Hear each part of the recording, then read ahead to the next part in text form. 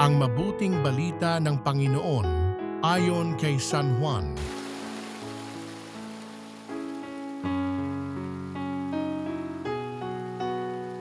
Noong panahong iyon, sinabi ni Jesus sa kanyang mga alagad, "Ngayoy paroroon na ako sa nagsugo sa akin.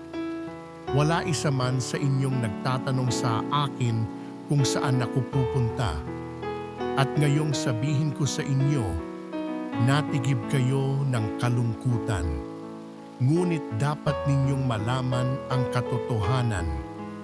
Ang pag-alis ko'y sa ikabubuti ninyo, sapagkat hindi paparito sa inyo ang patnubay kung hindi ako aalis.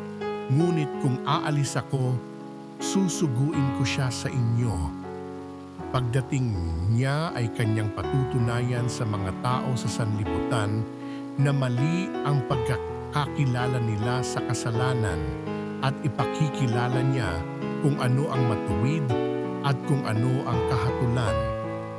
Mali sila tungkol sa kasalanan sapagkat hindi sila nanalig sa akin tungkol sa matuwid, sapagkat ako'y paroroon sa Ama at hindi na ninyo makikita tungkol sa matuwid, sapagkat ako'y paroroon sa Ama at hindi na ninyo makikita tungkol sa kahatulan, sapagkat hinatulan na ang pinuno ng sanlibutang ito.